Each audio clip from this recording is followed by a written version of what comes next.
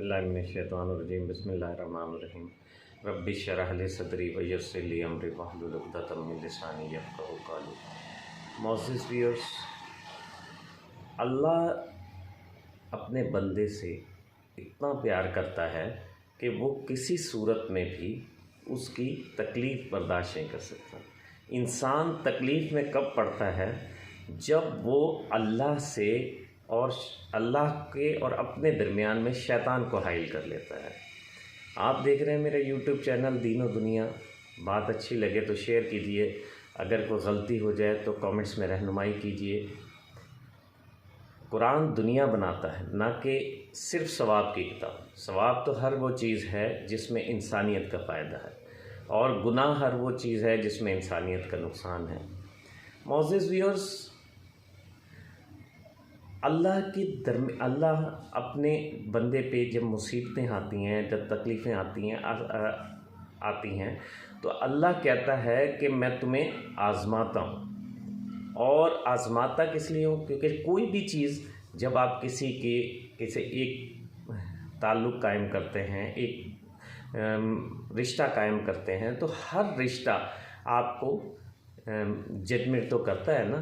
यानी एक मिसाल की बात है, आप छोटी सी बात देखें कि आप एक बर्तन में दूध डालते हैं, बर्तन को पहले अच्छी तरह साफ़ करते हैं, बर्तन में कोई सालन रखते हैं, कोई चीज़ मामूली छोटी मोटी चीज़ें, दूध, पानी इवन दिन के पानी भी अगर आप रखते हैं तो उसको बहुत अच्छे तरीके से सफाई करते हैं। उसकी तकरीबन जितनी कोशिश करते हैं कि उसको साफ़ करके उसमें पानी पिया जाए ताकि जरासीम अंदर ना जाए, दूध को, ताकि दूध गंदी बर्तन में फट ना जाए। यानी या कोई भी ऐसी चीज़ जब इस्तेमाल, सालन वगैरह गंदे बर्तन में ख़राब ना हो जाए। किसी आप नए रिश्ता अज़दवाज में मुंसलिक होते हैं, माँ बाप होते हैं, बहन भाई होते हैं, दोस्त यार होते हैं, अज़ीज़ रिश्तेदार होते हैं, कोई भी होते हैं, वो आपको अपनाने से पहले, आपकी कुर्बत से पहले आपको लाजमी आजमाते हैं कि ये और मैं लॉन्ग रन चल सकते हैं या नहीं चल सकते। लॉन्ग रन हम एक दूसरे के लिए फ़ायदेमंद हो सकते हैं या नहीं हो सकते। आदात, अतवार, सब चीज़ें एक दूसरे की आजमाते हैं। इसी तरीके से जब मामूली चीज़ों के लिए आप इतना सारा काम करते हैं, इतने सारे परीक्षाएं रखते हैं, यानी अगर आपको क्लर्क बनना है तो आपको मैट्रिक का एग्ज़ाम पास करना पड़ेगा, आपको अगर अफसर बनना है तो आपको इंटर का एग्ज़ाम पास करना पड़ेगा, और अगर आपको CSS करके CSP ऑफिसर बनना है तो आप CSS का इम्तिहान पास करना पड़ेगा, और अगर आपको वज़ीर या वज़ीर आज़म बनना है तो आपको सारी दुनिया आपको आजमाएगी। अगर आप उनके म्यार पे पूरे उतरेंगे तो वो आपको वोट देगी और आप फिर बड़ी सीटों पे जाएंगे। जब आपको अल्लाह के करीब जाना है, अल्लाह का बनना है, अल्लाह से दोस्ती करनी है, अल्लाह से ताल्लुक़ कायम करना है, तो फिर क्या करना है आपको? वो अल्लाह ने तो जो कुछ इंसान ने करना है वो इंसान की पैदाइश से पहले लिख दिया। अब सोचने की बात है, अल्लाह क्यों आजमाता है, अल्लाह क्यों देखता है? अल्लाह को तो सब कुछ पता है। अब अल्लाह इसलिए आजमाता है, अल्लाह इसलिए मुश्किलें डालता है। अल्लाह कुरान पाक में फरमाता है, इतना आजमाया गया उन लोगों को, यहाँ तक कि वक्त के रसूल भी पुकार उठे कि अल्लाह की फ़तह कब आएगी। लेकिन अल्लाह कहता है अल्लाह की फ़तह तो बहुत करीब है।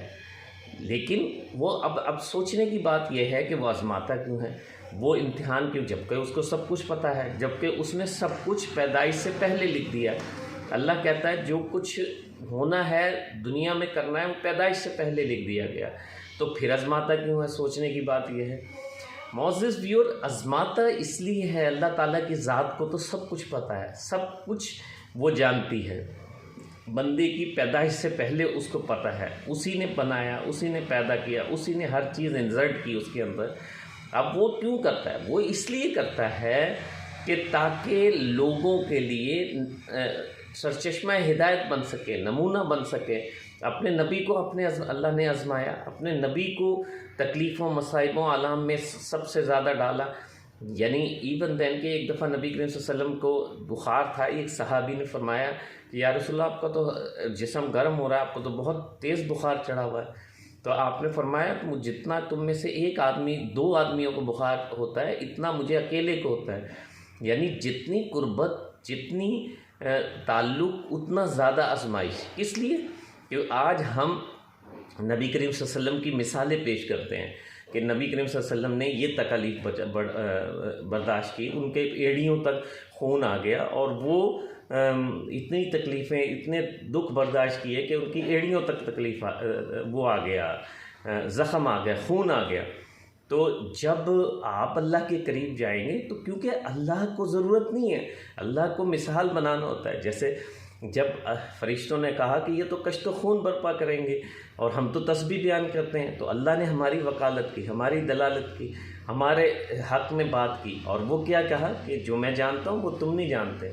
तो फिर इसी तरीके से एक हदीस है कि नबी करीम में इसको एलिब्रेट करने के लिए हदीस आपको बयान कर रहा हूँ कि एक दफ़ा नबी करीम सल्लल्लाहु अलैहि वसल्लम ने फरमाया कि एक साहबा की जमात के पास गए। आपने कहा कि ए साहबा, अब क्या कर रहे थे? कहने लगे या रसूलल्लाह, अल्लाह और अल्लाह के रसूल का ज़िक्र कर रहे थे। आपने फरमाया क्या वाकई खुदा की कसम तुम अल्लाह और अल्लाह के रसूल का ज़िक्र कर रहे थे? आपने फरमाया हाँ वाकई मैं अल्लाह और अल्लाह के रसूल की। या रसूलल्लाह, हम पे, हमारे माँ बाप आप पे कुर्बान, हम आपसे कोई तो आपने फरमाया ये बात नहीं कि मुझे तुम्हारी बात पे यकीन नहीं था, बल्कि मेरे पास अभी जबरील अमी हाज़िर हुए थे। अर्ज़ करने लगे या रसूलल्लाह सल्लम, आपके सहाबा की एक जमात ज़मीन पे अल्लाह और अल्लाह के रसूल का ज़िक्र कर रही है और अल्लाह आसमान पे फ़रिश्तों में उस जमात का ज़िक्र कर रहे हैं। यानी इस अल्लाह क्या करते हैं, जब कोई बंदे को आज़माते हैं, मसाइब व आलाम में वो सब्र व इस्तेकामत से काम लेता है, तो अल्लाह की ज़ात फ़रिश्तों को बुलाकर गवाह बनाते हैं। क्या फ़रिश्तों, एक और हदीस है रमज़ान शरीफ के, जब रोज़े आते हैं तो जिस वक़्त इफ्तारी का टाइम होता है या सहरी का टाइम होता है, तो जब हम फ़ौरन ही सहरी के टाइम खाना छोड़ देते हैं, जैसे ही सहरी का वक्त ख़त्म होता है और जैसे ही इफ्तारी का वक्त शुरू होता है हम खाना शुरू कर देते हैं। उन 2 टाइमों में अल्लाह की ज़ात बेइंतहा खुश होती है। वो क्यों खुश होती है? वो फ़रिश्तों को बुला के कहती है क्या फ़रिश्तों, आज ये सारे हलाल रिज़्क़ मैंने इन्हें हराम से रोका और हराम से रुक गए। आज ये हलाल रिज़्क़ जो इनके सामने पड़ा है, जिसको ये उंगली की जुम्बिश से उठा के खा सकते हैं, किसके हुक्म से इन्होंने छोड़ा हुआ है? वो साहब फरमाते हैं कि या अल्लाह, सिर्फ़ तेरे हुक्म ने छोड़ा हुआ है। तो कहते हैं, अल्लाह फरमाते हैं कि गवाह हो जाओ फिर तुम, आज ये जो मांगेंगे मैं इनको अता करूँगा, आज मग़फ़िरत मांगेंगे मैं माफ़ करूँगा, आज अगर ये इस्तग़फ़ार करेंगे मैं इस्तग़फ़ार कभी, जो शिफ़ा मांगेंगे शिफ़ा दूंगा, दौलत मांगेंगे दौलत दूंगा, इज़्ज़त मांगेंगे इज़्ज़त दूंगा और रोज़े क़यामत इनको इसका बदला दूंगा, क्योंकि रोज़ा मेरे लिए है और मैं इसकी जज़ा हूँ। तो अल्लाह इसलिए आज़माते हैं, उसे सब कुछ पता है। वो फ़रिश्तों को बुला के गवाह बनाते हैं कि ये बंदा देखो मुझसे कितना मुखलिस है कि मैं बाद वक़्त हमारी दुआएं कबूल नहीं हो रही थी, हम मुतनफ़िर हो जाते हैं, हम कहते हैं कि हमारी तो दुआ ही कबूल नहीं हो रही। अल्लाह करीम फरमाते हैं कि रोज़े महशर एक शख्स का नामा अमाल तराजू बिल्कुल झुका हुआ होगा, तो एक फ़रिश्ता आएगा, उसमें कुछ चीज़ डालेगा तो उसका पलड़ा ऊपर हो जाएगा नेकियों वाला, तो वो अर्ज़ करेगा और उसे जन्नत का हुक्म दे दिया जाएगा और अर्ज़ करेगा या अल्लाह, ये कौन से अमाल है, मेरे अमाल का तो हिसाब हो गया, ये कौन से अमाल है जो मेरे तराजू के पलड़े में डाल के मुझे मग़फ़िरत कर दी गई?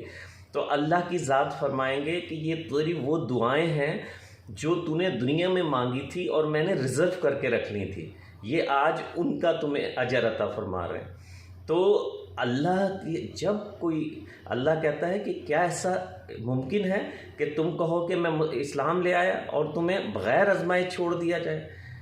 तो आज़माइश, जितना आप अल्लाह के करीब जाते हैं, जितने बड़े ओहदे पे गामज़न होना चाहते हैं, जितने बड़े ओहदे पे जाना चाहते हैं, उतनी बड़ी आज़माइश, उतना बड़ा इम्तिहान, उतना बड़ा एग्ज़ाम देना पड़ता है।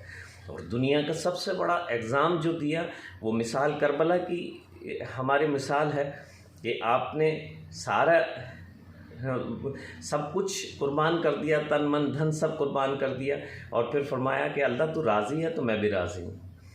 तो जब मसाइब व आलाम आए तो कोशिश करें कि, क्योंकि अल्लाह हमें मुसीबत में नहीं डालना चाहता था, हम खुद मुसीबत में पड़े कि हमें तो उसने पैदा होते ही सारी दुनिया को सजदा कराया और जन्नत दे दी। और लेकिन जब हम शैतान के वरगलाने में आए तो हमें ये मसाइब, अब भी हम जब शैतान के वरगलाने में आते हैं तो मसाइब व अलाम का शिकार होते हैं, हमें तकलीफ़ों में पड़ना पड़ता है। तो सिर्फ जब मसाइब व अलाम आए तो कुरान पाक की आखिरी सूरत पढ़ें, कुल औज़ु बिरब्बिन नास, और अपने दिल की तरफ तवज्जो करके कहें कि या अल्लाह मुझे शैतान के वसवसे से बचा ले। जब आप शैतान के वसवसे से बच गए तो कामयाबी यकीनी है। मिलते हैं, क्योंकि दीन दुनिया बनाता है और कुरान दुनिया बेहतरीन गुजारने के तरीके बताता है। सवाब तो हर वो चीज़ है जिसमें इंसानियत का फ़ायदा है, और गुनाह हर वो चीज़ है जिसमें इंसानियत का नुकसान है। मिलते हैं एक और प्रोग्राम के साथ। अस्सलाम वालेकुम व रहमतुल्लाह।